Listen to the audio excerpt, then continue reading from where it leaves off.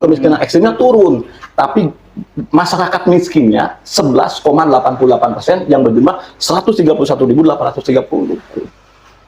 Oke. Ya berarti pemerintah daerah belum berhasil ya mengentaskan kemiskinan kalau gitu. Kalau pendidikannya bagus, kesehatannya bagus, kemiskinan akan berkurang, Den. Ya. Gitu tuh. Makanya begitu. Jadi gimana pendidikan kesehatan dulu? Iya. Kan itu jangka panjang barangkali. Kenapa kemudian kita tidak bisa memberikan pendidikan yang bagus, memberikan kesehatan yang bagus di Kabupaten Kuningan? Karena angka RLS kita, rata-rata lama sekolah kita hanya 7,9. Itu kelas 2 SMP tidak lulus. Iya, Pak Aden. Kan itu dari dulu segitu-gitu aja ya. Ya harus seperti apa, Sok? Bidang pendidikan aja dulu. Ya, dimana semua masyarakat Kabupaten Kuningan itu minimal di 12 tahun. Caranya? Ya, intervensi pendidikan. Bagaimana kita memberikan sarana prasarana yang baik, memberikan guru-guru yang berkualitas, kemudian intervensi dari pemerintahnya, bagaimana memberikan subsidi untuk gaji yang baik kepada guru-guru, terus kemudian memberikan beasiswa. Saya yakin itu akan membuat pendidikan Kabupaten Kuningan lebih baik. Anggarannya dari? Ya mari kita sama-sama. Kan lagi efisiensi kan sekarang kan? Kalau pendidikan nggak ada efisiensi ya, Deden. Enggak ada. 1 juta untuk satu orang pedagang per gitu. bulan. Enggak. Satu kali ya. Oh, cuma satu kali. Gitu. Yang 500-nya ditabungin. Terus tabungin. Oh, gitu. Dan itu alhamdulillah udah berjalan di beberapa titik ya. Titik, alhamdulillah. Oh, jadi beberapa titik. Emang usulan dewan itu ya? Ya, Gebang. Apanya? Itu tetangga Pak. Paling banyak. Paling banyak. Paling banyak. Kemiskinannya. Cawe Gebang paling banyak. Gebang ada deh. Anggota dewannya kemana aja? Anggota dewannya ada. Cuma pendataannya kemana aja gitu. Oh, pendataan. Maksudnya yang layak dan yang nggak layak kenapa masih ada ketimpangan gitu. Wah, bener Cawi. Jauh. Cawe Gebang. Kemarin nambah ya Cawe Gebang ya. Nambah 5.000. Nambah 5.000. Makanya terus ada pemotongan 34.800 itu. Apanya? Pemotongan. Ya, Oh, yang dicoretin. Iya, yang coret menurut datasen ya itu. Ya. Atasnya. Itu kenapa? Ya bersyukur juga kalau ada pemotongan di wilayah Cawe Gebang. Karena kan Cawe Gebang tertinggi ada Den. Se-Kabupaten Kuningan. Coba. Kalau dicoret kan ngaruh ya, berarti data miskinnya berkurang ya. Sebenarnya kalau kita berbicara miskin ada Den. Kadang-kadang masyarakat kita ini buat teman-teman juga ya, buat masyarakat yang nonton nanti. Kadang-kadang di kita ini anomalinya dikatain miskin nggak mau, tapi di saat menerima bantuan untuk orang miskin mau. Nah.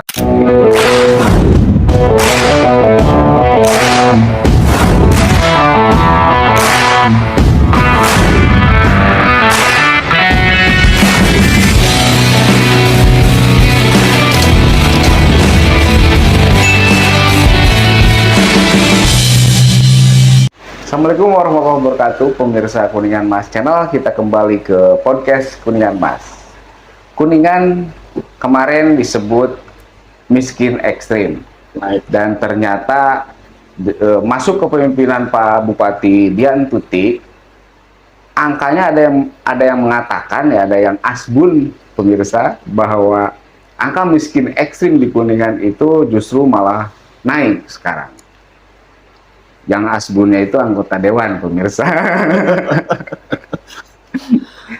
Kita langsung hadirkan nih yang ngomong seperti itu, yaitu Bapak Yaya nih, Bapak Yaya, Kang Yaya. Dari Dapil 3, beliau politisi PKS dan kebetulan Wakil Ketua Komisi 4 ya. Kang Yaya, Assalamualaikum Kang Yaya. Assalamualaikum warahmatullahi wabarakatuh. Hapunten ya abdi kirang kehormatan teu masihan mamen Kang Yaya. Emang menghormati suro ya. Kita puasa suro. Hapunten ya gitu. Sama-sama Den. Atur nuhun ya Den, udah mengundang saya ke Kuningan Mas. Saya udah diundang beberapa kali tapi baru kesempatan. Udah sering dari dulu. Ya. Cuman berhalangan terus nih Pak Yaya. Tapi Pak Yaya udah rambutnya udah gondrong lagi ya. Iya, sekarang. Gila. Hampir 6 bulan botak. Jauh. Kayak itu angka miskin ekstrim naik itu bisa dijelaskan itu, datanya dari mana. Karena kemarin kita juga wawancara podcast sama Kadinsos, Pak Toto Harudin, ternyata angkanya justru malah turun tuh gara-gara ada pencoretan bansos itu. Bisa dijelaskan nih Pak ya biar ini. Ya, sebenarnya kalau melihat wawancara saya di salah satu media bahwa terkait kemiskinan di Kabupaten Kuningan, yang saya soroti sebenarnya angka kemiskinannya, Deden. Bukan miskin ekstrimnya. Betul kalau miskin ekstrimnya turun, Deden. Tapi angka kemiskinan yang sampaikan adalah Kabupaten Kuningan saat ini 11,88%.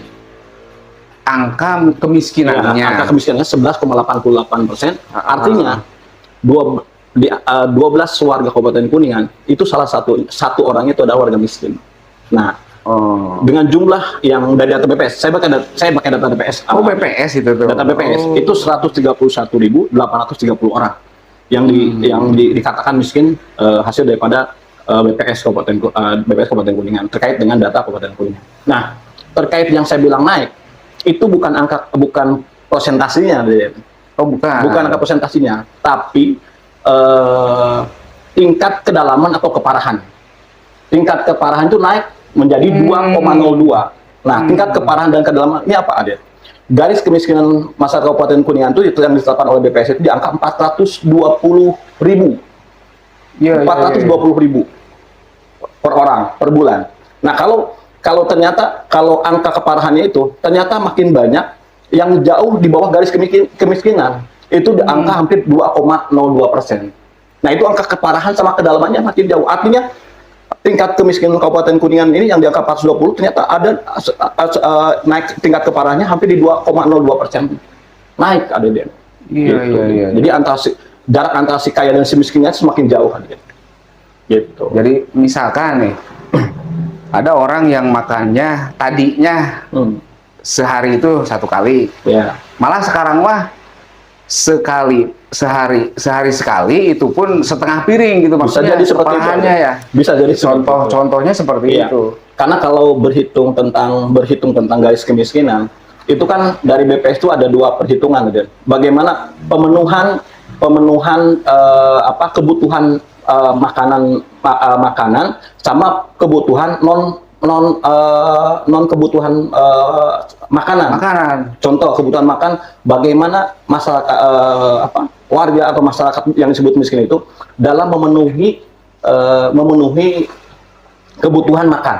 Yang kedua ada bagaimana masyarakat itu dalam memenuhi kebutuhan yang non makanan kayak untuk kesehatan, pendidikan. Jadi ada dua yang dua penilaian yang dilakukan oleh BPS. Begitu, Berarti satu versi itu dari BPS. Satu ya? BPS sih. Kalau Pak Yahya ya. Iya. Kalau kemarin Pak Toto Harudin kan pakainya ada DTSN kalau nggak salah itu kan. DTSN. Kan DTSN belum ada, Den. Kan baru mau digunakan 2025. Maka data existing yang ada dari sekarang adalah data daripada BPS. Dan betul kalau kemiskinan ekstrimnya turun, tapi masyarakat miskinnya 11,88% yang berjumlah 131.830. Semakin banyak ya. Iya. Bukan semakin 11,88%. Pak Toto bisa jadi menyampaikan sekian sama. Yang saya bilang naik itu angka keparahan sama kedalamannya itu naik dan menjadi 2,02%. Oke. Ya berarti pemerintah daerah belum berhasil ya mengentaskan kemiskinan kalau gitu kan? Kalau saya sampaikan berhasil atau tidak berhasil, kan ada target, ada dan saya tahu target di tahun RPJMD. Nah kemarin kita udah ngebahas, kemarin kita udah Pak Bupati sudah menyampaikan RPJMD tahun 2025-2029. Kemudian kemarin semua fraksi sudah melakukan pandangan umumnya terkait RPJMD yang disampaikan pemerintah Kabupaten Kuningan untuk tahun 2025-2029. Nah, ada target yang dilakukan oleh pemerintah Kabupaten Kuningan.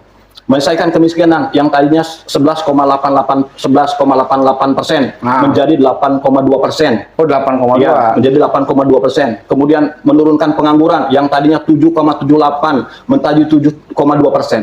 Nah, maka untuk bagaimana menilai pemerintah itu berhasil atau tidak, maka dilihat dari target RPJMD yang sudah dilakukan. Di situ. Maka di RPJMD itu tergambarkan nanti setiap tahunnya APBD-nya itu akan terlihat bagaimana mengintervensi target yang sudah disampaikan dalam RPJMD. Gitu ya. Nah kebetulan saya baru nih kemarin membahas kemudian menelaah RPJMD pemerintah Kabupaten Kuningan terkait dengan 5 tahun ke depan target-target yang disampaikan. Di situ tergambarkan semua apa yang menjadi potensi Kabupaten Kuningan dan lain-lain sampaikan Pak Dede. Jadi untuk bagaimana mengintervensi isu-isu yang terjadi di Kabupaten Kuningan.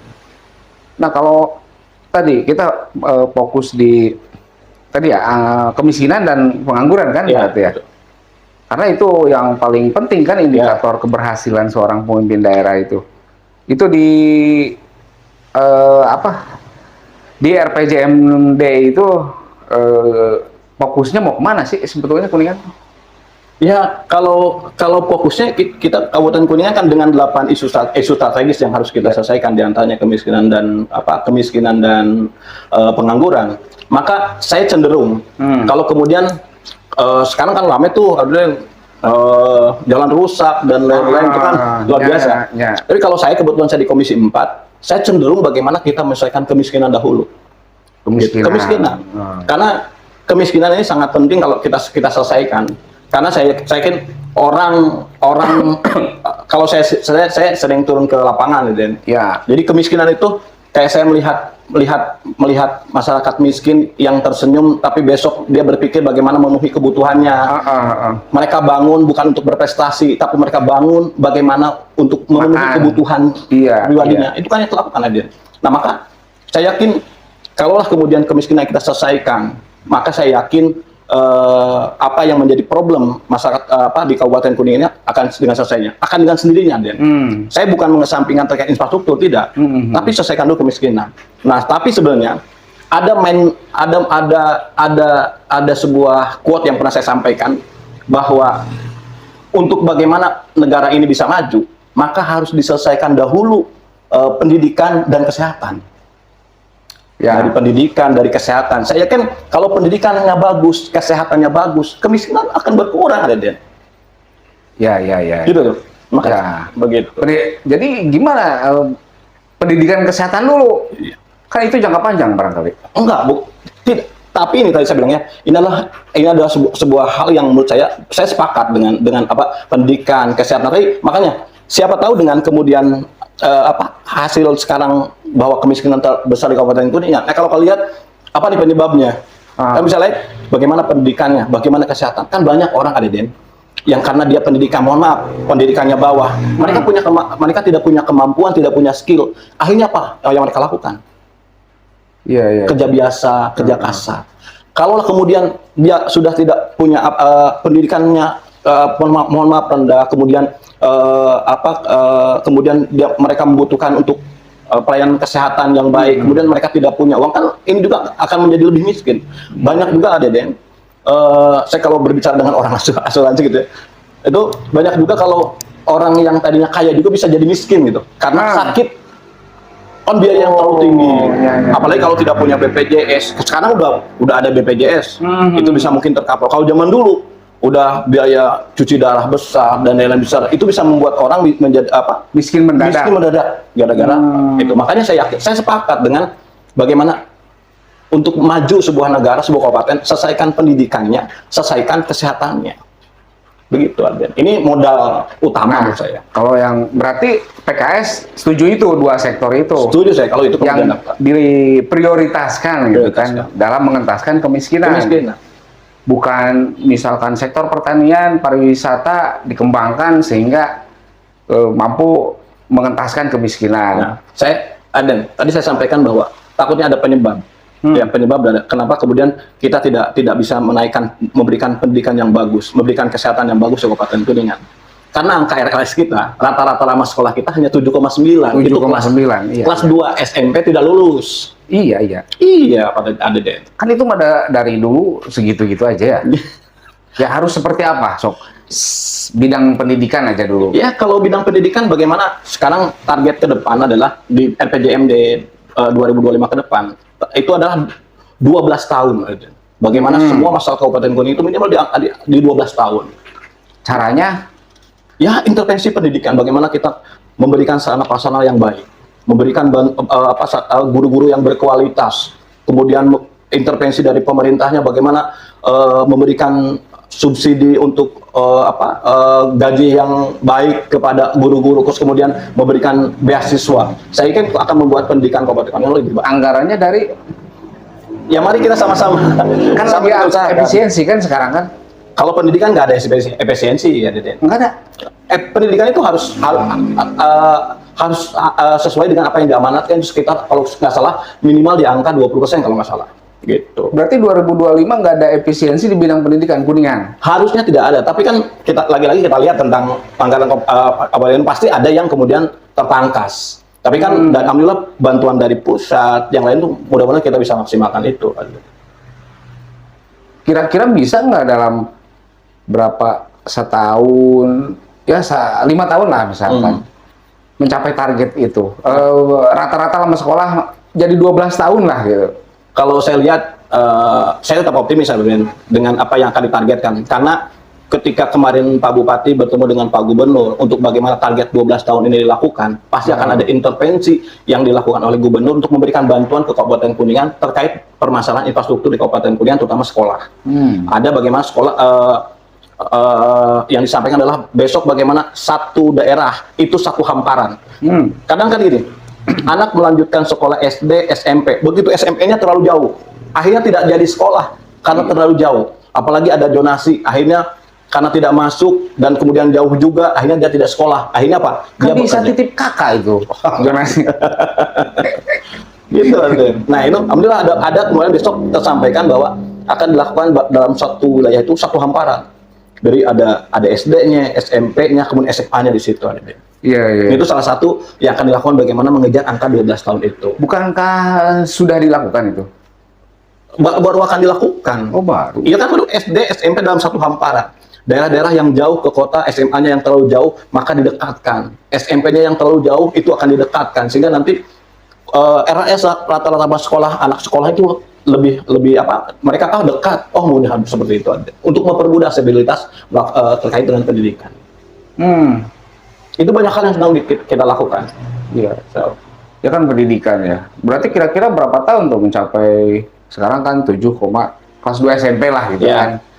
Kalau saya lihat kelas 3 SMP aja. Ini ada. Kalau saya lihat data yang tersampaikan kepada kami bahwa ada sekitar 500 sekolah SD yang di kabupaten ini, ada 560 sekolah SD. Iya. Ada 560 sekolah SD. Itu sekarang hampir tinggal sekitar 400-an lebih lah yang kondisinya rusak, yang alhamdulillah sekarang kemarin tahun ini dapat bantuan sekitar 33 sekolah SD kalau nggak salah. 33 sekolah SD. Nah, kalau saya bagi rata-rata kemarin saya sampaikan dengan Pak Kadis, Pak Kadis, kira-kira berapa lama ini sekolah ini bisa selesai, semua sekolah di Kabupaten Kuningan dalam kondisi bagus. Kalau saya bagi, kalau itu hanya intervensi dari pusat, itu saya pikir hanya ukuran terlalu lama, makanya kalau lebih cepat, 5 tahun ini bisa cepat, harus ada intervensi yang dilakukan oleh pemerintah Kabupaten Kuningan terkait penyelesaian sekolah-sekolah rusak di Kabupaten Kuningan. Sehingga nanti kan kalau sekolah rusaknya beda, kalau sekolahnya baik ada yang beda, orang nyaman sekolah di situ, pendidikannya lebih berkualitas, kan bisa seperti itu. Salah satu ya. Salah satu. Oke. Berarti panjang juga sih. Kalau saya melihatnya justru kan awalnya berbicara miskin ekstrim ya. Sektor pendidikan dan kesehatan penting untuk diprioritaskan. Iya. Tapi kalau saya melihat justru itu bersifat jangka panjang. Ya. Meskipun rata-rata lama sekolah naik nih dari kelas 2 SMP ke kelas 3 SMP. Tapi dampak ke miskin ekstrim mah tidak langsung sekaligus kan? Betul. Ya, tapi kalau tidak kita lakukan dari sekarang, perbaikannya mau sampai kapan? Kalau kita tidak mulai memperbaiki kualitas pendidikan di Kabupaten Kuningan, terutama menaikkan tingkat pendidikan di Kabupaten Kuningan, rata-rata lama sekolah Kabupaten Kuningan. Iya. Kalau kita tidak mulai sekarang, kapan mau selesai? Maka mudah-mudahan trigger sekarang nyambung dengan Pak Gubernur dan Pak Bupati untuk bagaimana ingin menaikkan rata-rata lama sekolah Kabupaten Kuningan kan? Itu. Itu ya pendidikan. Kalau kesehatan gimana tuh? Kalau kesehatan, saya kira kesehatan saya sudah sampaikan bahwa sebenarnya kita sudah punya Kuningan sudah ada kreativitas ya, inovasi yang sangat luar biasa dengan adanya geria kesehatan. Geria kesehatan. Geria kesehatan itu ada 16 di se-Indonesia dan di Jawa Barat itu hanya ada 1 di Kabupaten Kuningan. Hanya saja penggunaannya belum maksimal, gitu, belum maksimal. Kedua, kalau saya sih kalau pelayanan ingin baik maka harus ada komitmen yang luar biasa. Harus ada komitmen bersama-sama dari Kadinkes, dari para direktur rumah sakit, puskesmas 37 puskesmas yang ada di Kabupaten Kuningan memberikan pelayanan yang prima dan paripurna kepada masyarakat Kabupaten Kuningan, dan kemudian bagaimana fungsi daripada puskesmas ini juga dilakukan secara maksimal. Kan fungsi puskesmas sudah jelas, melakukan promotif dan preventif. Nah, selama ini promotif dan preventif ketika saya turun di lapangan, ya hampir semua mengakui bahwa memang betul-betul kurang maksimal. Kalaulah ini dilakukan, promotif preventif dilakukan kepada masyarakat tentang pencegahan penyakit dan lain-lain, saya kira terkait dengan kesehatan tingkat kesehatan di masyarakat Kabupaten Kuningan akan lebih baik. Pelayanan juga harus kita kemudian memberikan pelayanan prima kepada masyarakat yang berobat baik di puskesmas maupun di rumah sakit, sehingga mereka merasa dilayani dengan baik, penuh empati, gitu. Itu berbeda, gitu. Tapi ketika kita memberikan pelayanan dengan baik, justru malah jadi temuan BPK misalkan yang 5M itu misalkan. 5M itu sebenarnya bukan temuan BPK, itu emang utang apa ya, kan disampaikan bahwa itu adalah utang swasta sebetulnya ya.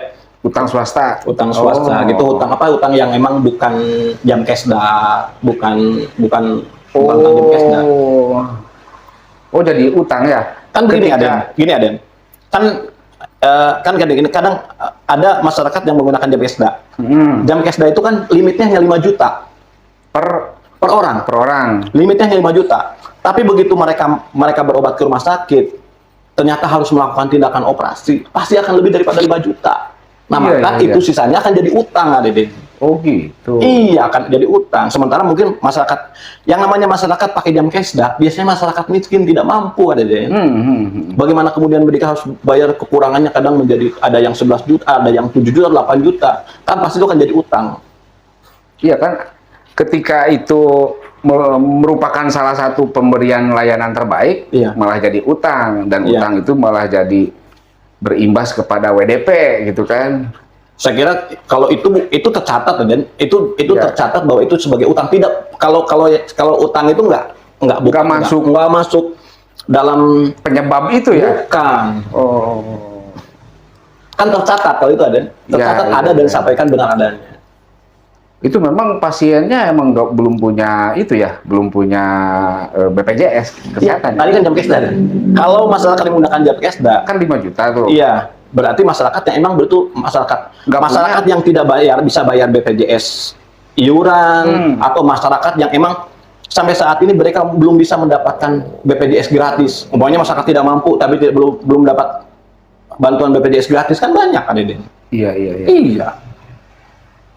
Iya, itu sektor kesehatan. Itu salah satunya. Di utang yang kemarin 5 miliar itu ya itu salah satunya. Karena kan kita harus hadir lah, apalagi pemerintah, negara harus hadir ketika masyarakat membutuhkan pelayanan kesehatan, di mana apalagi masyarakat miskin. Jangan sampai juga penyakit-penyakit gitu kan ya menyebar di Kuningan ya. Itu kan berimbas juga pada nanti biaya pengobatan kan di masyarakat.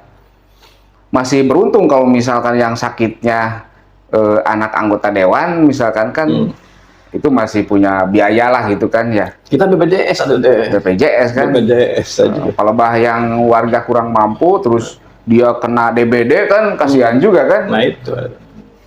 Itu kan berarti memang ya sektor kesehatan ini sangat penting. Kalau itunya indeksnya berapa sih sekarang Kuningan kesehatan? Kalau nggak salah berapa ya? Naik kalau nggak salah jadi 0,30 kalau nggak salah ya. Indeks kesehatannya naik bagus. Oh, bagus. Ini kesehatannya naik. Saya angkanya lupa lagi ada. Tapi indeks kesehatannya naik Kabupaten Kuningan. Kalau kemarin Pak Kadinsos kan bilang kita lagi mengajukan PBI JKN. ke kementerian katanya. Ya. Kan? Yang katanya ngantri 14.000 itu. Mungkin dalam rangka itu ya. Ya, kan UHC kita betul, Aden. UHC kita hampir 96%. UHC. UHC kita hampir 96%, tapi keaktifan masyarakatnya itu baru di angka 73%. Nah, kalaulah kemarin kita bikin BPJS, itu dulu bisa langsung dipakai.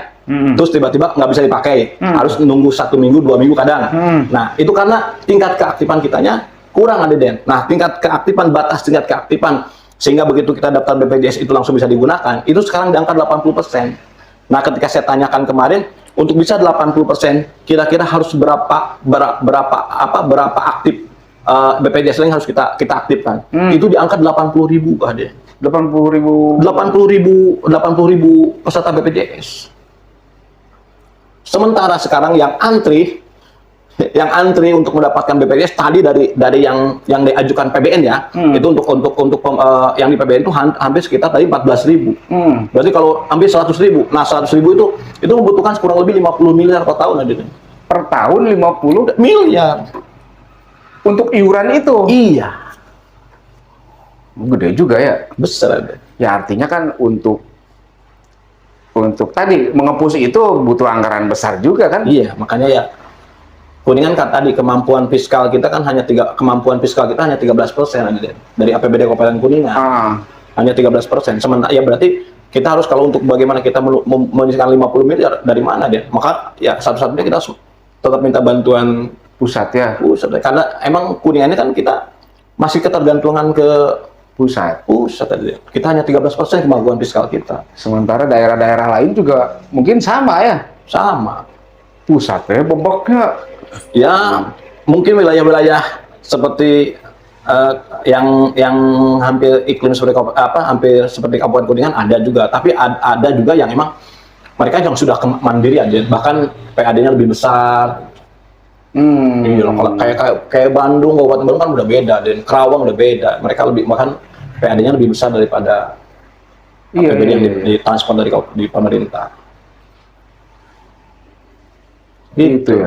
Berarti kalau PKS mah pendidikan, kesehatan itu yang saya cenderung bagaimana menyelesaikan pendidikan dan kesehatan. Walaupun tadi Kak Aden sampaikan bahwa ini jangka panjang, betul jangka panjang. Tapi kalau kita tidak mulai dari sekarang, kapan Kabupaten Kuningan akan menyelesaikan pendidikan dan kesehatan baik sehingga itu menjadi modal utama pembangunan.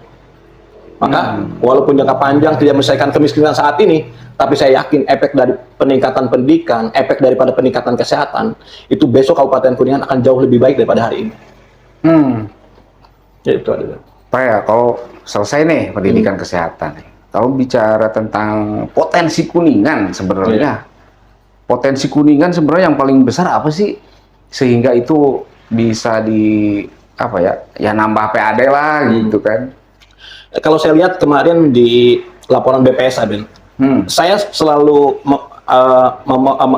coba selalu membaca hasil daripada BPS. Karena BPS itu lembaga negara yang dilakukan untuk melakukan survei kabupaten dan itu diakui oleh negara lembaganya. Orang-orang ahli lagi ya. Maka lembaganya saya pakai. Maka hasil daripada survei yang dilakukan oleh BPS saya pakai.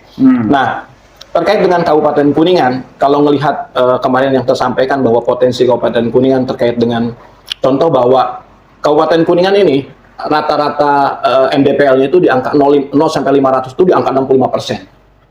MDPL yang 0 sampai 500 itu 65%. Maka kalau 0 sampai dengan 500 MDPL, maka yang bagus untuk di Kabupaten Kuningan itu adalah pertanian, perkebunan, itu di 100. Iya, kalau 500 MDPL sampai 1000 itu di angka 1000 itu ada kopi dan lain-lain gitu. Gitu. Gitu. Nah, ada potensi. Nah, kalau untuk bagaimana tadi, ini nyambung kalian ya, menyambung terkait dengan kemiskinan, Nah, sebenarnya bagaimana pemerintah Kabupaten Kuningan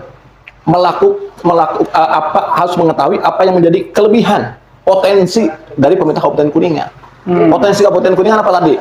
Contoh di perkebunan. Bagaimana intervensi melakukan perkebunan yang lebih baik sehingga kemudian nilai ekonomisnya lebih besar, intervensi pertanian bagaimana melipat gandakan hasil panennya, dan kemudian pemerintah hadir di situ mengintervensi pupuk, bibit dan lain-lain sehingga petani, pekebun dan merasa kebantu. Kan itu kan menjadi suatu hal yang lebih baik gitu. Contoh kemudian saya baca lagi ternyata ada potensi di Kabupaten Kuningan, potensi bawangnya besar Den hampir 39,6, hampir 40 ribu ton di Kabupaten Kuningan. Nah, apa yang sudah dilakukan pemerintah Kabupaten Kuningan untuk membantu intervensi terkait dengan potensi bawang di Kabupaten Kuningan? Kita kan ada tuh pabrik bawang di Kabupaten Kuningan. Nah, ngambilnya dari masyarakat petani Kabupaten Kuningan tidak. Gitu. Nah, itu kalau ternyata itu diambil, ternyata diambil semua.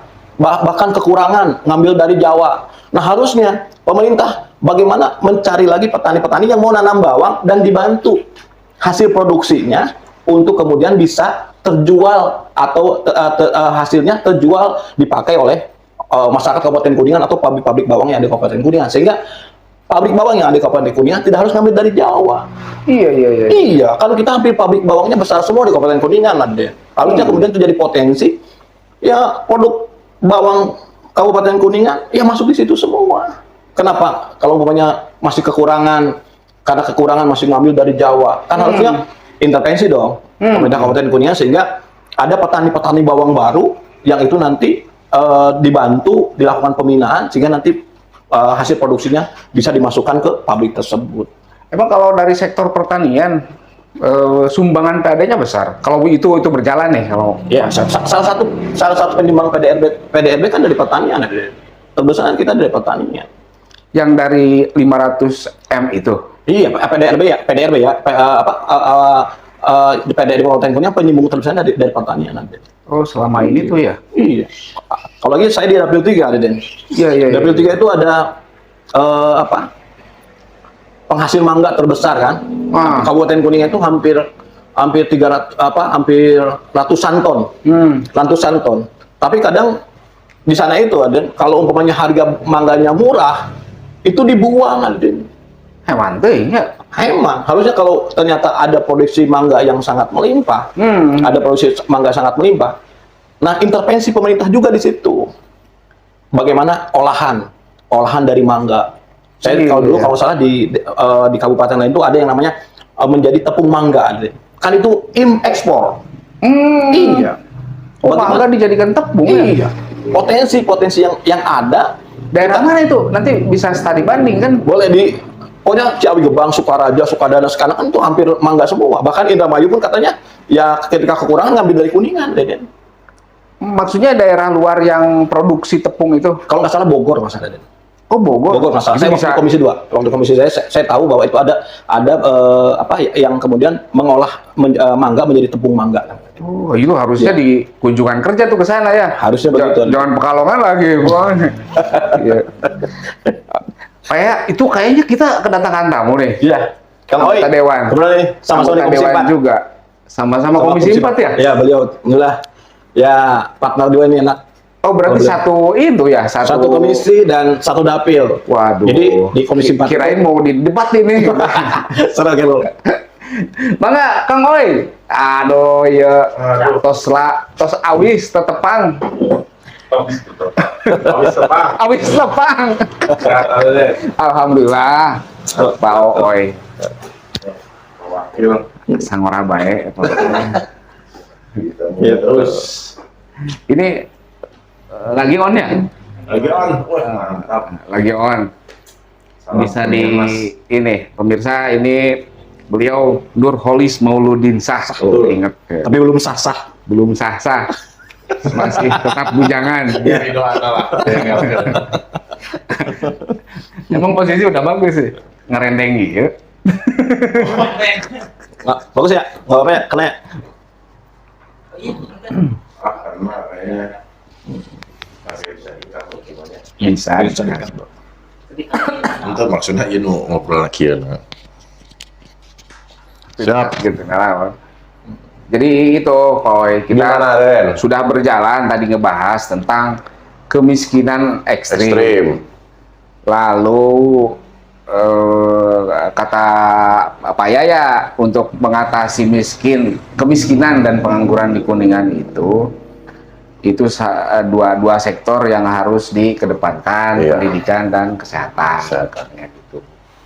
Nah, tadi kita juga nanya juga, ini sebenarnya potensi Kuningan untuk bisa menambah income daerah itu sektor apa? Nah, baru sampai sana kata beliau ini pertanian yang bagus. Barangkali ini Pak Woy bisa punya pandangan lain lah. Apakah sama karena sama-sama Komisi 4 gitu kan? Menambah income. Ya, Menambah potensi Kuningan untuk menambah income sehingga Pak Bupati itu tidak selalu ke Jakarta gitu. Ya, terima kasih Aden sebelumnya udah ngundang saya di podcast Kuningan Mas. Sami-sami mohon Pak. Nih saya dikabarin sama Pak Wakil Ketua Komisi 4 nih tadi. Kemarin selesai rapat paripurna kita makan di depan gedung Dewan, terus dia ngajakin besok podcast. Wah siap, ayo. Senang udah lama juga nggak ketemu Aden. Iya. Ya Terakhir Gibrannya. terakhir waktu sambil ngopi bulan puasa tahun lalu. Gibrannya Kuningan. Pas mau rame-rame pencalonan kepala daerah. Nah, mungkin kalau misalkan ditanya apa saja yang bisa mendongkrak income buat Kabupaten Kuningan, ya betul tadi kata Pak Yaya, Pak Wakil Komisi 4, pertanian di kita tuh lumayan ada, Den. Pertanian saya. Pertanian. Itu pertama satu. Saya pernah waktu 2000 periode sebelumnya 2019-2024 bareng Pak Yaya juga di Bapemperda kita sedang merumuskan Raperda ketahanan pangan ya, produk lokal. Ketahanan produk lokal. Itu saya bilang bahwa di wilayah saya kan di Dapil 3 ya, Den. Ya. Ada 6 kecamatan, bareng juga sama Pak Wakil, bareng di Dapil Saingan. 3. Oh enggak, kita nggak saingan. Kita malah bareng nih. Kita malah bareng. Saya bilang ada Den di situ bahwa di Dapil saya itu khususnya di Desa Mekarjaya, Sukaraja, Cihaur itu setiap tahun selalu selalu overload panen mangga. Oh, yang tadi dibahas Iya, selalu overload panen mangga, dan itu saya sampaikan bahwa minta intervensi dari Kabupaten Kuningan, dari pemerintah daerah untuk bisa dimaksimalkan lah kalau misalkan emang overload, ini bisa jadi daya tarik, jadi daya produk Kabupaten Kuningan keluar gitu, entah itu jadiin keripik, itu yang pertama. Yang kedua terkait, ini sebenarnya saya ngomong pasti rame, terkait parkir. Parkir di mana tuh? Parkir itu kan kita lihat Aden bisa keliling di Kuningan, banyak parkir liar, banyak parkir yang sembarangan, ya kan, di pinggir-pinggir jalan. Sekarang kalau misalkan parkir itu dikelola dengan baik oleh Dishub, saya yakin lah peningkatan PAD itu ada dampaknya dari parkir. Karena kita lihat Aden banyak toko-toko modern, banyak di pasar-pasar tradisional itu kan parkir jadi ladang pencaharian daerah situ. Cuma tapi kalau misalkan dikelola dengan baik, itu bakalan jadi peningkatan pendapatan daerah. Itu dari parkir, dari segi parkir ya ada Den. Terus yang pertama dari yang ketiga, dari kalau pajak nggak usah ditanya lah, pajak itu setiap tahun pasti kita mengandelin pajak pasti retribusi daerah gitu ya, mungkin itulah Pak Dan. Kalau dari parkir selama ini kan bukannya udah dikelola dengan baik ya kan, kita nggak bisa tutup mata lah Dan. Kadang-kadang ada oknum-oknum yang mengatasnamakan Dishub, pakai seragam Dishub, tapi ternyata uangnya tidak ke Dishub, tidak store ke Dishub. Saya kurang tahu sebenarnya store-nya itu. Kalau waktu dulu sih saya di Komisi 1 itu kalau nggak salah retribusinya 1.500 kalau nggak salah ya, apa 1.000 lah. sekarang itu udah naik kan, sekarang saya kurang tahu 2.000 kan. Nah itu kalau dikelola dengan baik 2.000 kali berapa ratus motor tuh yang ada di Kabupaten Kuningan, dari ada yang di pasti tiap hari lah Aden bisa ngelihat orang parkir asal celek parkir ya, tapi iya. kita tukang parkirnya di mana gitu. Kadang-kadang ada Kemana tukang parkir storna gitu storna ya. kemana gitu. Nah, itulah dari parkir. Mungkin itulah Den dari parkir, dari pertanian. Sebenarnya masih banyak lagi yang bisa kita gali lah di Kabupaten Kuningan ini gitu. Bisa besar itu peningkatannya. Oh, bisa besar. Saya yakin bisa besar itu Den. Kan kalau sekarang PAD itu 500-an ya. 475 Dikurangi blood itu paling hanya sekitar 300-an. dikurangi apa? Blood. Blood. Iya. Oh, Belum. Kan kalau PAD itu ada Den 400, pokoknya tercantum 475, itu bloodnya kalau nggak salah rata-rata di angka 175 miliar. PAD yang bisa dipakainya itu hanya sekitar 300-an. Karena kan walaupun itu menjadi PAD blood tetap harus tercatat sebagai PAD di APBD Kabupaten Kuningan. Walaupun penggunaannya itu 100% itu digunakan oleh rumah sakit. bloodnya kan rumah sakit, puskes juga. Puskesmas. Iya, banyak ya. Ya, itu ada. Itu kecil banget ya 300. Sementara APBD kita kan 3T kan ya. 2,8, 2,8,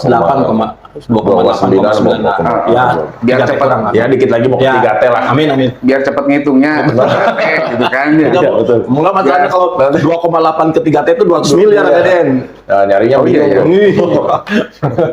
Ya 2,9. Sementara kita punya PAD 300 aja 300 berarti ya. Kan masih jauh tuh. Kalau misalkan ditambah dengan sektor tadi penggalian itu palingan gedenya juga kan 100 M misalkan kan ya. Iya. Tetap masih jauh 100 ya. M berasa ada Den, berasa buat Kuningan bisa naik. Bagus itu bagus, juga, ya. bagus. 100 M. Kalau dari sektor lain nggak ada ya untuk potensi pariwisata kan, pariwisata gimana tuh? Nah, mana Pak Wakil? Iya, Pak Pak. Wakil. Tadinya Komisi 2, dia tahu pariwisata. Oh, iya bener. Ya kan salah satu yang yang Kabupaten Kuningan itu kan ada Kabupaten Kuningan yang pertanian dan pariwisatanya sekarang kan PDM sekarang kan di pertanian dan pariwisata. Iya. Nah, ini tadi bagaimana potensi pertanian yang ada di Kabupaten Kuningan diintervensi sehingga tadi bagaimana masyarakat yang petani itu menaikkan daripada hasil panennya sehingga ekonominya naik. Nah, pariwisata, bagaimana kita memaksimalkan potensi wisata yang ada di Kabupaten Kuningan. Lagi-lagi tapi ini kan untuk melakukan intervensi wisata Kabupaten Kuningan kan ini bukan angka kecil lah Den. Gitu. Kita punya beberapa wisata yang dikelola oleh PDAU, dikelola oleh Dinas Pariwisata. Itu kan ya kita angka berapa lah gitu, belum secara signifikan. Apalagi kemarin kita kehilangan Dharma kan, Waduk Dharma. Dharma kita kehilangan Waduk Dharma itu agak lumayan juga kan, tadinya penyumbang PAD yang cukup besar ya, jadi berkurang deh. Ini tidak terlalu besar juga itu Besar, ya gitu. untuk sektor pariwisata Iya. ya. Gitu. Atau di mana ya potensi Kuningan teh? Sementara Ya, kalau yang tadi kalau ternyata di RPJMD nanti tersampaikan bahwa potensi kita di pertanian dan pariwisata, ya nanti bagaimana menaikkan melipat gandakan hasil pertanian, kemudian bagaimana kita memaksimalkan potensi wisata di Kabupaten Kuningan. Tentu ini bukan sesuatu hal yang mudah.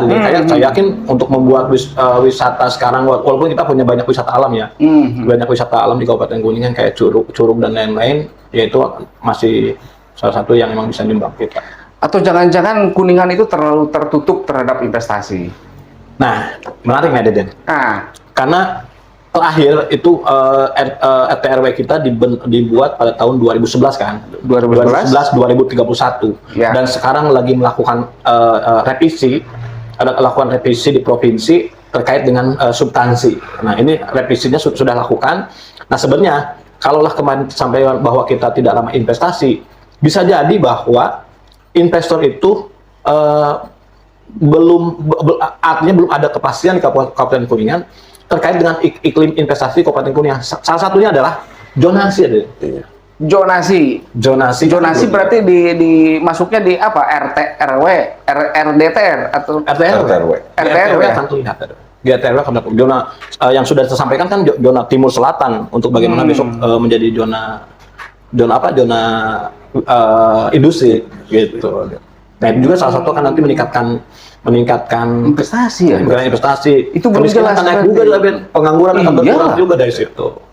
Gitu. Iya. Tapi mudah-mudahan sesuai zonasinya sesuai, tidak kemudian memangkas pertanian, memangkas perkebunan. Benar-benar dilindungi LP2B Kabupaten Kuningan. Kendalanya apa tuh? Apa Zonasi sampai sekarang belum ada. Ya karena RTW-nya belum selesai. RTW berarti provinsi. Iya, kan kalau di RTW itu mengatur semua di situ ada. Berarti KDM ini ya. KDM-nya lelet atau gimana? Belum, ya Belum. mungkin masih banyak revisi yang dilakukan, balik lagi, lakukan lagi, itu belum selesai Deden. Nah tadi Deden terkait dengan kemiskinan. Karena tadi saya mencatat bahwa baru satu kan, yang bagaimana yang fundamental kita ke depan untuk jangka panjangnya adalah di pendidikan dan kesehatan. Tapi intervensi sekarang bagaimana menyelesaikan kemiskinan. Kemarin kan sudah disampaikan oleh Pak Kadis ya, bahwa kami di Komisi 4 pada saat itu kebetulan saya Kang Oi ini di tim koalisi lah, tim koalisi.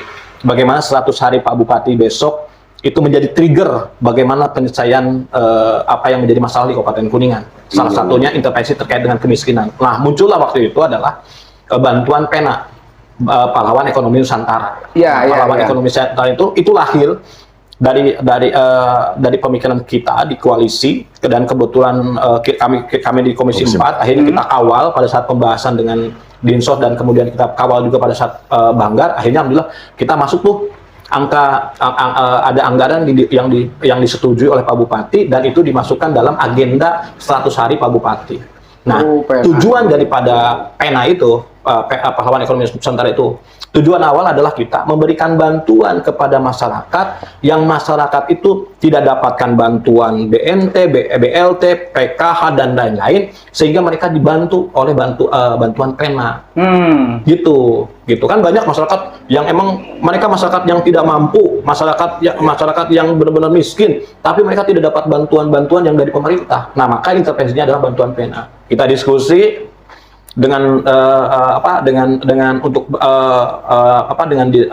Kadis. Akhirnya Pak Kadis menyampaikan bagaimana kalau pedagang surabi, kela kalau pedagang surabi apa buat saya kasih yang kemarin dibahas ya, 1 juta surabi, 1 juta surabi gitu aja. 1 juta pedagang, 1 juta untuk satu orang pedagang per bulan. Enggak, satu kali. Cuma satu kali. Gitu. Yang 500-nya ditabungin. Terus tabungin. Gitu. Dan itu alhamdulillah udah berjalan di beberapa titik ya. Alhamdulillah. Jadi beberapa titik. Emang usulan Dewan itu ya? Ya, alhamdulillah kita lakukan itu. Kita bagaimana, alhamdulillah Pak Bupatinya setuju, dan kita sampaikan hal-hal itu, dan kemudian teknisnya dilakukan. Kita tidak lakukan intervensi apapun. Kita tidak nitip ya bro. Saya nggak ada satupun ada. Kita nggak nitip. Kemarin jadi ceritanya kita di mana, Kalimanggis ya, di dapurnya itu di Kalimanggis. Itu orang-orang yang datang ke acara penerima itu bantuan itu, nggak ada satu orang pun yang kita kenali. Ibarat kata kalau misalnya kita nitip pasti ada satu orang yang kenal. Ini sini, ini nggak ada. Bener-bener pure kita nggak intervensi. Serahkan ke dinas. Diserahkan ke dinas, dan yang ngebaginya pun Pak Bupati. Pak Bupati langsung. Kita cuma dampingin lah dari Komisi 4 di Kalimanggis itu. Itu salah satu ada PENA itu salah satu kita lakukan. Itu hasil pemikiran kita. Yang kedua, untuk bagaimana kita mengangkat kemiskinan di kabupaten ini berkurang, kita harus merubah mindset, merubah mindsetnya. Kenapa? Ya sekarang jangan sampai yang kita lakukan adalah selalu memberi bantuan. Bantuan. Nah, harusnya kalau saya menginginkan besok dilakukan bantuannya bersifat pemberdayaan. Karena kalau dengan pemberdayaan, maka masyarakat akan semakin berdaya, jiwa untuk mereka berusahanya hidup, sehingga nanti mereka akan keluar dari garis kemiskinan. Kalaulah kemudian kita harus berpikir mengintervensi kemiskinan hanya dengan bantuan saja atau apa gitu, saya kira itu kurang mendidik, Aden. Maka kalau diberikan bantuannya sifatnya berbeda dengan bantuan yang pemberdayaan, itu saya yakin akan mengubah mindset masyarakat miskin untuk bisa kemudian mereka lebih berdaya, dan mereka bisa menjadi punya penghasilan sendiri, Aden. Kecuali MBG ya itu mah ya. MBG kan bantuan juga kan? Ya itu buat anak sekolah. Anak sekolah ya. Ya kan mindsetnya biar ini kan. Kan polanya saya sampaikan kemarin. Ya, polanya sampaikan. Kalaulah yang masyarakat miskin itu ternyata itu adalah benar-benar yang memberikan bantuan, tidak bisa apa-apa, ya silakan, itu berinya bantuan. Tapi kalau ternyata masyarakat miskin dan mereka adalah masyarakat yang apa namanya, masyarakat yang masih punya potensi atau masyarakat yang produktif, maka intervensinya jangan bantuan, intervensinya pemberdayaan sehingga hidup. Kayak yang tadi pena kan. Cuman sayangnya cuma 100 ya, 100. Kami mengajukan di angka 500 juta ada deh. Oh 500. Ya karena kan tidak ada anggaran. Kita untuk 500 orang ya bro. 100 orang. 500 orang, tapi Terus kemarin hanya Kabupaten Kuningan. berapa bro? 300 sekian. 180-an ya? 380 yang Iya. sudah terrealisasi. Iya. Itu yang kita lakukan ada. Jadi pemberdayaan ada. Jadi intervensinya juga samakan. Kalau bro masyarakatnya tidak mampu benar-benar, ya kasih bantuan. Tapi kalau ternyata di keluarganya ada yang usia produktif, maka intervensinya adalah pemberdayaan. Pemberdayaan ya. Iya, jangan bantuan. Itu saya kan lebih Ya banyak juga kan masyarakat yang sudah berdaya gitu kan ya. Iya. Tinggal suntikan aja kan Iya. berarti ya biar lebih berdaya gitu kan. Ya kalau itu yang mungkin yang sudah berjalan, maka intervensinya lain lagi ada Den. Pembinaannya lebih beda. Berarti mereka akan masuk di siklus UMKM. Di UMKM kan di Disperindak lain lagi. Nah ini bagaimana intervensi tentang betul-betul masyarakat yang masuk dalam masyarakat miskin. Kita intervensinya itu ada Den. Iya. Iya. Ya itu kan tadi menarik juga ya yang tadi mangga itu kan ya. Kalau misal jadi tepung Dan cabai kebang. apanya? Itu tetangga Pak. Paling banyak. Mekarjaya. Paling banyak. Paling banyak. Kemiskinannya. Cawe Gebang paling banyak. Cabai kebang ada Den. Anggota dewannya kemana aja? Anggota dewannya ada.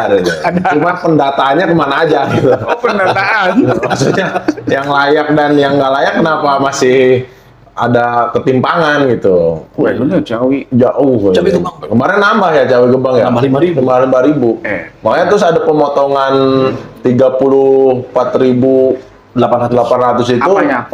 Pemotongan. Ya, kemarin, Oh yang dicoretin. Iya, yang pencoretan menurut datasen ya itu. ya. Atasnya. Itu kenapa? Ya bersyukur juga kalau ada pemotongan di wilayah Cawi Gebang. Karena kan Cawi Gebang tertinggi ada Den. Se-Kabupaten Kuningan. Coba. Kalau dicoret kan ngaruh ya berarti Ngaruh. data miskinnya berkurang ya. Harusnya ya. Jadi data miskinnya berkurang, tapi siapa tahu itu tetap akan jadi tambah miskin. hanya karena tidak dapat bantuan kan gitu. Miskinnya tetap ada. Sebenarnya kalau kita berbicara miskin ada Den. Kadang-kadang masyarakat kita ini buat teman-teman juga ya buat masyarakat yang nonton nanti. Kadang-kadang di kita ini anomalinya dikatain miskin nggak mau, tapi di saat menerima bantuan untuk orang miskin mau. Nah, itu kan mindset, balik lagi ke mindset. Makanya tadi kita di Komisi 4 mendorong gimana caranya masalah ini mindsetnya berubah. Kita perdayain. Itu mungkin sekarang kita masih masih di bidang sorabi kali ya, Bro ya. Mungkin nanti kedepannya bisa juga di bidang peternakan, di bidang apa. Karena banyak ada di lingkungan saya aja ya, banyak masyarakat yang masih muda menganggur. Itu emang kalau kita ngobrol sambil ngopi gitu, keinginan mereka tuh saya cuma minta dibantu 1 kali Pak. Saya bantu 1 kali aja Pak. Selebihnya Insya Allah saya berdaya. Kemarin tuh ada ya ke saya minta domba lakinya jantannya 2, betinanya 1. Dia cuma minta 3 domba. Nanti dari 3 domba ini saya perdayain Pak. Syukur-syukur bulan tahun depan di Idul Adha ini domba bisa bertambah dan saya bisa ada penghasilan dari hasil saya menernak domba ini. Saya tanya, emang mau nih ngaritnya, ngambil rumputnya? Mau ternyata Den. Banyak anak muda di kita mau. Kita kan kadang-kadang mengunderestimate, budak ngora pasti timbungan. Ternyata mau Den. Dan insya Allah ada beberapa di lingkungan saya yang saya coba nanti kalau emang udah hasilnya dan ini ternyata berhasil memperdayakan, saya pasti ngasih masukan ke teman-teman Komisi 4 buat kita dorong di memperdayaan. Kalau berdayakan itu lewat tadi bantuan domba 3 itu kan berarti bisa berapa tuh harganya? Bisa kalau 2 jutaan aja kan 6 juta kan? 6 juta. Iya 6 juta. Ya makanya kalau domba kan kita nggak banyak domba kan. Cuma kan nanti anaknya jadi loba tak. Akhirnya misalkan domba punya 3, ternyata lahiran punya 4. Ada 4 atau enggak ada 2. Itu kan bisa kita bagi-bagi ke lingkungan sekitar dulu lah gitu. Iya. Gitu. Apalagi dari mangga. Mangga itu kan dari Dapil 3 tuh banyak tuh di Desa Mekaraja, Sukaraja. Itu setiap tahun saya kebagian, alhamdulillah Den. Suka kalau kita lagi keliling tuh tiba-tiba apa ini ada habis panen mangga, kita makan bareng, ternyata emang banyak melimpah. Jangan-jangan mangga yang ada di kota-kota lain juga dari kita gitu ada Den. Karena emang wah banyak lah mangga itu di Apa aja buah aromanis apa gitu? Aromanis, Banyak cengkir, banyak ada Den. Itu bos-bos mangga di saya tuh banyak, tapi saya pernah nanya juga kan, bos mangga tapi dapat bantuan aneh. Nah itu kan data itu balik lagi pendataan kita yang kadang-kadang nggak tepat sasaran gitu. Betul, ada. Makanya saya minta waktu itu angka 34.800 itu minta diverifikasi ulang. Khawatir kalau data itu tidak betul-betul Justru yang seharusnya menerima malah kecoret gitu. Nah, iya itu. karena ketika itu diposting Kuningan Mas kan posting kan Kuningan Mas posting 34.000. 34 Iya, itu kan iya. dibawa di IG-nya Kuningan Mas tuh ada yang bilang yang dicoret tuh ada orang tua saya atau saya masih melakukan cuci darah, istrinya berobat rutin jantung. Ternyata dicoret. Ternyata dicoret ada deh. Iya, kasihannya. Iya, makanya saya sepakat dengan Pak Kadinsos menyampaikan bahwa BLT-nya, kalau umpamanya BLT-nya betul-betul tidak ini harus dicoret, tidak bisa, ya BLT-nya silakan dicoret, tapi PBI-nya jangan. PBI-nya Oh, jangan. iya, Karena PBI-nya. tadi lagi Karena ada iya, kesehatan kan? kesehatan. Kesehatan. Iya. Karena kan keluhan di kita kan kesehatan, Pak Den. Apa sih keluhan masyarakat sekarang hari ini? Kalau bukan pendidikan, Ya, sekarang pendidikan karena lagi rame karena penerimaan siswa baru ya, Bro. Jadi rame lah kalau kita karena yang ini nggak masuk di SMP ini, nggak masuk di ini. Ya itu kita lagi rame lah. Sehingga Jadi setiap nitip tahun ke anggota dewan gitu. ya, alhamdulillahnya saya nggak pernah melakukan itu, Bang. Ya alhamdulillahnya. Sejuta sorabi aja enggak kan? Oh iya, Iya. itu saya komitmen kalau sampai detik ini Aden bisa tanyain selama saya jadi anggota dewan dari periode kemarin sampai sekarang saya belum pernah sekalipun menitip-nitip anak buat masuk sekolah ataupun apapun itu, karena biarin aja sesuai kemampuan dan ada zonasi juga kan itu sekarang lagi rame. Terus apalagi yang rame di kita di Komisi 4 kalau bukan kesehatan? Kesehatan. Coba. Iya, pendidikan Kesehatan, bantuan dinsos, itu aja di kita. Kalau bencana kita jarang lah ya bro ya, jarang kalau bencana. Tapi kalau kesehatan, pendidikan, sama bantuan yang ada di dinas sosial tiap hari ada Den. Tiap hari itu teman-teman Komisi 4 tuh di grup rame terus soal 3 hal tadi tuh. Iya, gitu. iya. Terus kalau kembali ke tadi, ke pemberdayaan gitu kan. Jangan beri bantuan. Terus tadi Kang Oi bilang, bantuan sekali aja nih, anak muda juga mau nih dikasih domba, terus bisa ngarit sendiri dan lain-lain gitu kan. Berarti masalahnya apa kalau gitu? Yang jadi kendala tidak dilakukan itu. Nah, saya bantu jawab. Erden, ketika masyarakat petani yang berkebun itu digiring untuk melakukan produksi, dilakukan pendampingan untuk produksi, tapi kemudian kalau pasarnya tidak disediakan, ini akan jadi masalah, Erden. Pasangannya. Pasar. Oh, pasar. Pasarnya kan harus ada kepastian pasar. Jadi menurut saya pemerintah Kabupaten Kuningan harus kemudian melihat potensi Kabupaten Kuningan seperti apa. Oh, pertanian, perkebunan. Oh, potensi pertanian, perkebunan. Nah, bagaimana pemerintah Kabupaten Kuningan membantu para petani menyiapkan pasarnya? Atau kalau Kuningan sudah penuh, Cirebon sudah penuh, coba bantu dengan kabupaten lain yang itu membutuhkan hasil pertanian kayak padi, kayak jagung dan lain-lain, pasarnya sudah ada, sudah kerjasama, sudah disiapkan. Kemudian baru bantu dorong masyarakat, nanam singkong, nanam ini, sehingga kemudian begitu mereka berproduksi sudah pasti ada kepastian pasar bahwa hasil yang mereka bersihkan itu ada yang membeli. Kan tadi saya sampaikan bahwa tidak ada petani yang gagal, tidak ada peternak yang gagal, tidak ada pekebun yang gagal. Yang ada adalah tata niaga yang tidak adil. Tata niaga Yang tidak adil. Iya, kalau kemudian itu disiapkan tata niaganya yang baik, harganya baik, harganya sudah ada kepastian harga, dibantu supaya tiba-tiba jangan sampai harganya turun, tiba-tiba petani menderita penurunan harga, akhirnya mereka rugi. Hmm. Kan kalau itu baik, tata niaganya baik, maka saya yakin pertanian yang menjadi sektor potensi di Kabupaten Kuningan itu akan jauh lebih baik, bisa meningkatkan taraf hidup ekonomi masyarakat Kuningan. Berarti kalau gitu mah fungsi peran dinas perdagangan kurang maksimal kalau gitu. Nah, Kan itu kaitan sama pasar kan, penyediaan pasar itu kan. Nah, saya hanya melihat itu, Aden. Jadi pertama, kalaupun memang intervensi pemerintah sampai saat ini ada mungkin, Aden, tapi belum maksimal. Iya, iya. Nah, iya. belum maksimal. Pasti ada kendala A, B, C, D. Nah, saya mendorong bahwa BUMD Kabupaten Kuningan yang bagaimana ngebantu para petani, para pekebun, para peternak untuk bagaimana menjadi apa sih, Bro? Jembatan kepada konsumen kabupaten yang lain membutuhkan hasil yang tidak didapat di daerahnya. Iya, iya. iya. Kan begitu, Aden. Sehingga tadi maksud saya kepastian pasar. Kepastian Kan saya bisa pasar. sering Aden.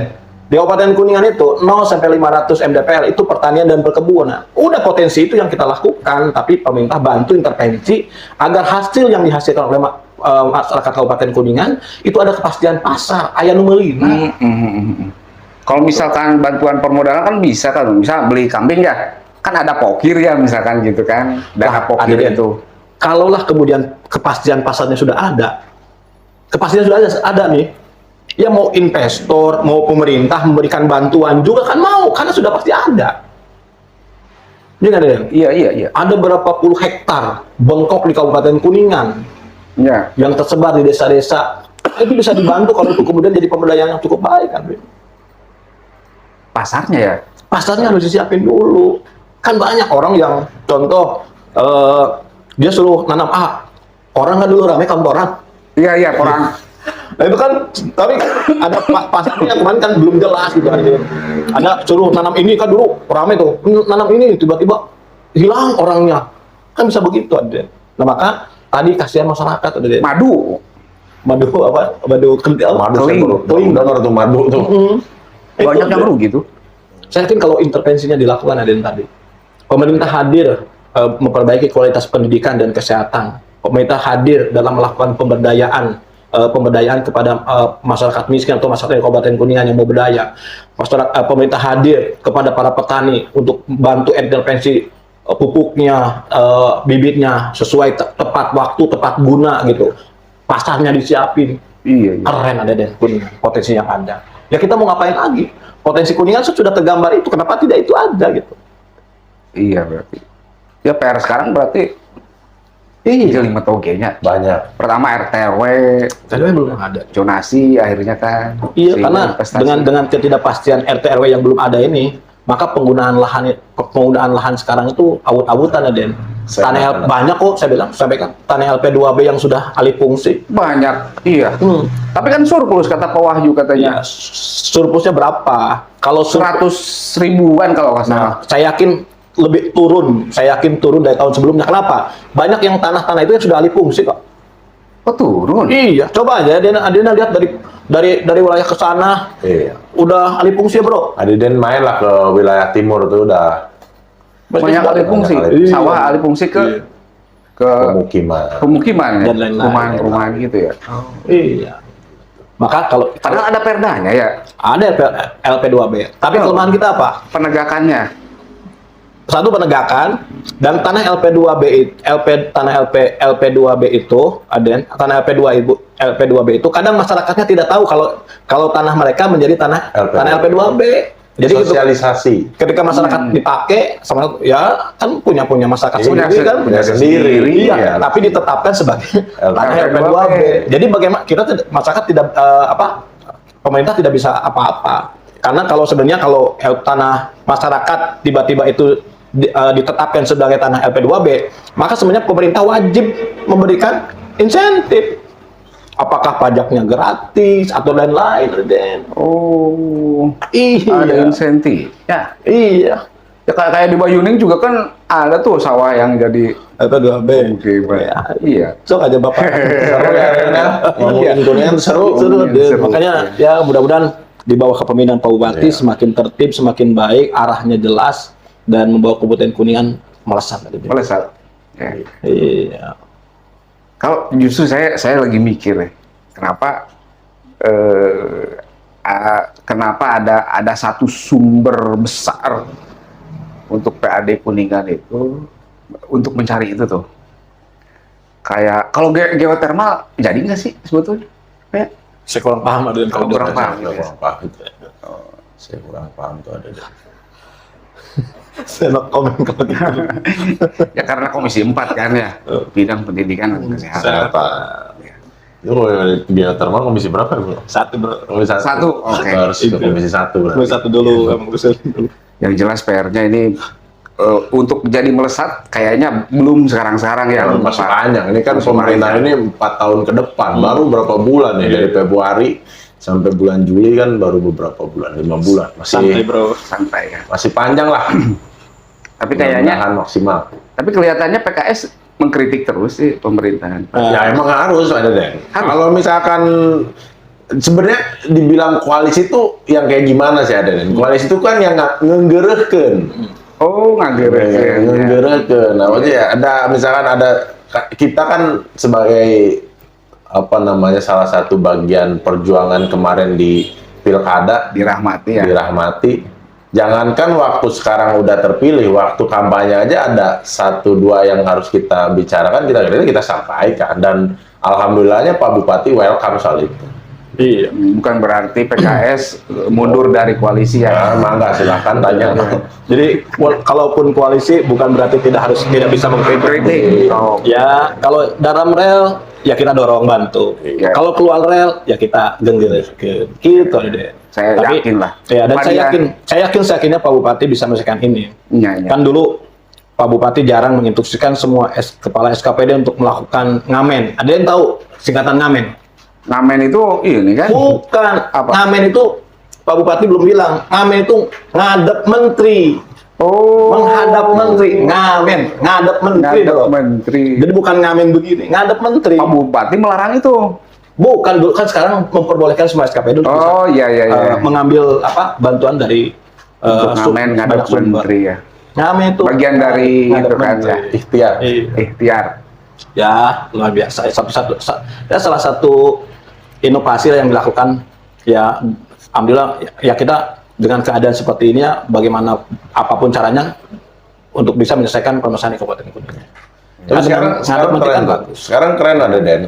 Pak Bupati sekarang itu kemarin tuh di wilayah Ciawi Gebang itu Pak Bupati manggil 24 desa Untuk kepala desa Ah. ya untuk Oke.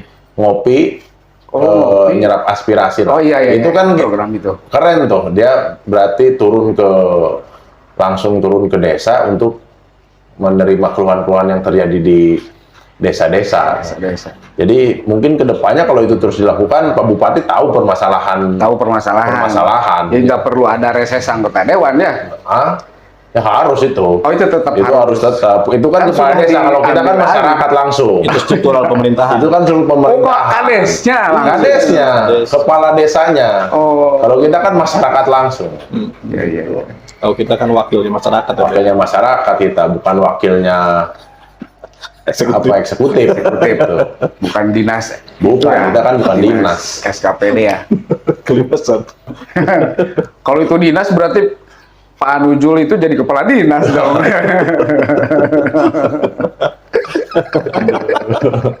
Aneh. Oke lah untuk sementara mah udah ya. Udah berapa jam? Wah. Karena menyeluruh kalau pelayanan tuh nggak ada banyak. habis-habisnya. Nggak bisa. Pelayanan kesehatan udah diungkapkan. Udah Masih tadi, banyak loh. Iya. Termasuk utang RSUD Pak udah dibahas tadi. Iya. Banyak lah. Banyak. Nanti kita sambung lah. Siap. Iya. Lain kali kalau Komisi 4 KDD, Komisi 4 keliling ke desa-desa, Kuningan Mas ajak biar Kuningan Iya, Mas tuh, tahu ya. meliput kegiatan Iya, kita iya. di masyarakat langsung, Pak Wakil. Jadi biar tahu belusukannya lah gitunya. Masuk gorong-gorongnya misalkan ya. Kita sekarang ke karena kan survei Jamparing walaupun di direduksi atau apa survei Jamparing yang tidak dianggap gitu ya terkait dengan survei pelayanan paling nggak bagus ya, tapi saya tidak terlepas daripada itu bahwa alhamdulillah di Komisi 4 ada Den, kita sudah ada pembicaraan dengan Pak Kadis. Mudah-mudahan besok pelayanan yang di puskesmas, baik di puskesmas, di rumah sakit, di pemerintahan Kabupaten Kuningan mudah-mudahan bisa lebih baik lagi ke depan. Karena ini paling utama lah, Presiden. Jadi semoga tidak ada lagi keluhan-keluhan yang akan terjadi. Makanya kita bantu. Itu dinas kesehatan ya. Kalau dinas pendidikan sudah baik. Pelayanan pendidikannya lah gitu. Tadi kan kita masih 7,3. Jadi belum baik ya? Belum mencapai target yang diinginkan di 12 tahun ke depan. Tingkat pendidikan kita. Mudah-mudahan nanti target Pak Bupati di 12 tahun bisa tercapai di 5 tahun ke depan. Intervensi apa ya? Intervensinya kan sudah dijelas tuh, sudah saya gambarkan dalam RPJMD. Tahun ini mau apain, tahun kedua, tahun ketiga dan Oke. Menarik adanya sebenarnya kalau ngomong Komisi 4 dan ya nanti lah kita adain lagi ya, biar langsung barengan. Tadi mah telatnya pokoknya. Ini jadwalnya malam minggu anak muda nih sebenarnya, tapi nggak apa-apa, kita podcast aja di sini. 17. Oke, Pak Yaya, Sa Ooi. Siap, Aden. Atur nuhun kasumpinyana Sami-sami. uleman kita. Ya jadi kemarin penasaran juga sih ketika Pak Toto Toharudin berbicara seperti itu, ini kayaknya Komisi 4 perlu menanggapi itu. Ini kan kaitan dengan miskin ekstrim, pengangguran dan sebagainya. Itu. siap ya, makasih. Dan pemirsa, terima kasih nih atensinya. Kita cukupkan podcast kita kali ini. Kita lanjut di podcast berikutnya. Wassalamualaikum warahmatullahi wabarakatuh. Waalaikumsalam warahmatullahi wabarakatuh. Waalaikumsalam. Mohon Pak ya. Siap, Aden.